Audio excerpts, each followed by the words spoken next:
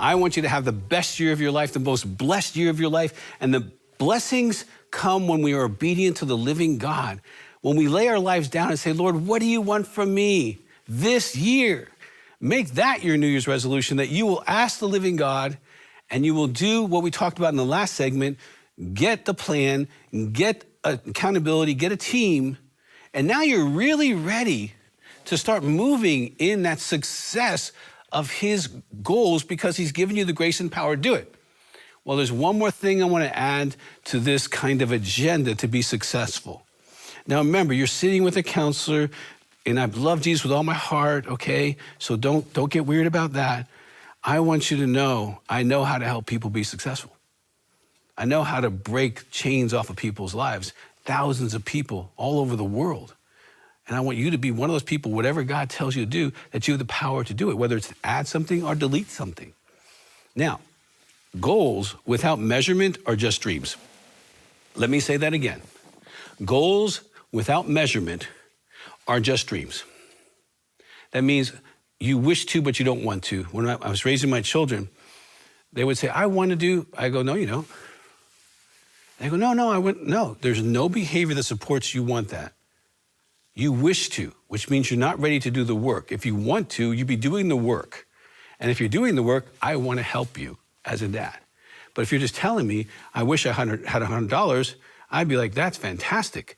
If you say, I want $100, Dad, what do I need to do to earn it? Now, you see the difference. Every goal is really helpful to have a time frame. So it's okay to break your goal up, whether it's weight or finances or relationships or fruit of the spirit or whatever it is, and break them down from the big thing to the small thing. Maybe what disciplines you need in your life daily to support your long-term goal. You know, because if you plant a seed, that DNA becomes whatever it is. And disciplines are the seeds of outcomes. And I know Western culture hates that idea. You mean I've got to create a discipline if I want to be successful? Yes. Because without the discipline, not only can you not get there, you can't maintain there. Okay, let me say that. You can not only not get there, you can't maintain there. The reason God created it so that we create disciplines is so that we can not only experience the blessing of God, whether it's losing weight or wealth or better relationships or fruits of the spirit or not gossiping or lying, whatever your thing is.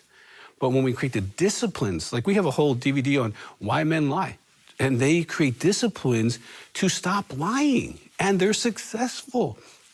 But they have to break it down, okay? So you want to have some short-term focuses, and that will get you your long-term results. When people come to me and say, I want to change, I say, okay, let's change your morning. What do you do? What's the first things you do in the morning?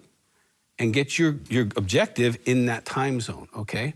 So let's say, for example, whatever your goal is, you commit to the first thing to do is to pray about that. Lord, I invite you to give me the wisdom to make this situation in my life different. I pray for the discipline to be able to say no to the things I need to say no to so I can say yes to the things you want to bless me with. Lord, I humble myself to need you in this area right now. See, that's a discipline. And it's not to be rote, it's to be from your heart. And if you do, that's a simple thing. And it applies, like, Lord, today, I want to say no to excess carbs. I want to say no to spending $6 for a coffee so I can put that $6 in the bank. Okay, these are disciplines. And you say, okay, Lord, I want to embrace this thing. And you start doing that. Okay, so let's suppose you want to lose weight. It'd be like this. God, please give me self-control today. Now, here's the thing. He's already given it to you. See, this is the great thing about being a believer. We have everything inside of us, including God himself, to be able to do whatever God gives us to do. And sometimes even what things we want to do, okay? Because self-control is a fruit of the Spirit. And if you're in alignment with the Spirit, you can say no to chocolate or that extra power drink, those big say no to those things and say, no, in the name of Jesus. And you can do that, especially if you have accountability. Like you can say, hey, I drove by 7-Eleven and I didn't get my big gulp today. And they go, oh, I'm so proud of you, right? So this is wonderful, okay? But here's a discipline, like if you're on the weight thing, get on the scale every morning. It's a discipline. Which way is the needle going? So you know if you need to tighten up, or if you did good yesterday, or what you need to do today. You know, if today's like your no carb day, or if today is your day where you're gonna do whatever you're gonna do that day, and you can see if it's working. Daily measurement will keep you focused on your goal. And it might be as simple as a sticky on your mirror, where you write down what it is you need to do in a day to be able to have the long term happen. And it might be, okay, finances, today, no eating out. Well, that'll save you about $500 a month. Right? If you did that every day, I'm not opposed to that. Enjoy what God's blessed you with. But if that's your goal, to lose weight, well, eating out is definitely going to hurt you. Because if you control your intake, you control your outcome, right? Now, if your goal is to be more kind, you might want to say, okay, I am going to write down the acts of kindness I do every day. I'm not going to tell anybody about that other than my accountability partner and say, I did 3. I'm not going to tell them what it is because I don't want to get into pride. But I'm going to say I did 3 today. I did 1 today. I missed an opportunity today. And I'm just gonna write down on my sticky, okay, you know, paid for someone's coffee, encouraged someone at the checkout, okay? I'm practicing kindness, okay? There's power in writing things down. Like I told you about the, Why Men Lie video. These guys actually keep a lie thing. Anytime they have to have a piece of paper on them at all times, and they check off, or on their phone, they check off every time they lie, because it helps them to understand that they're trying to stop a behavior, okay? Then also, another discipline is make that phone call to your accountability partner or your team members. So that's a discipline, okay? Now, for women, it might be like, you know what? I don't want to compare myself to other women. I'm so tired of that. I'm so tired of my beauty not being enough, my body not being enough. I'm so tired of, looking at other women and thinking, I wish I had their nose, their hair, their skin, whatever. I'm tired of it.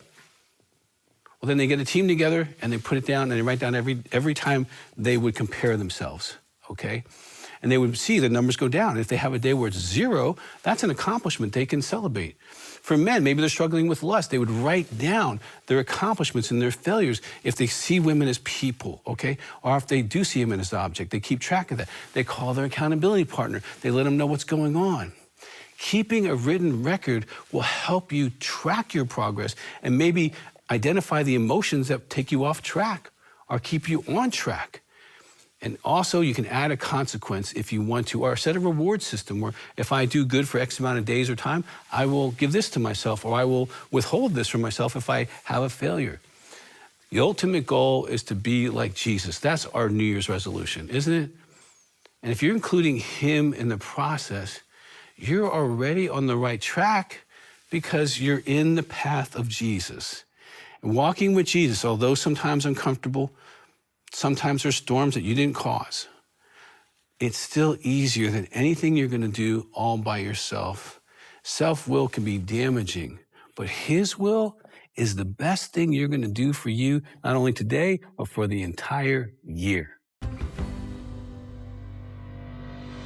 For more content and resources to help in your healing journey with Christ, make sure to follow Dr. Doug Weiss on Facebook and Instagram. If you'd like to share full episodes of this show with friends and family, subscribe to Healing Time Ministries on YouTube, and feel free to leave us a comment on any of Dr. Doug's social media platforms. Our team would love to hear your feedback and learn how Healing Time is impacting your life, your church, and your ministry.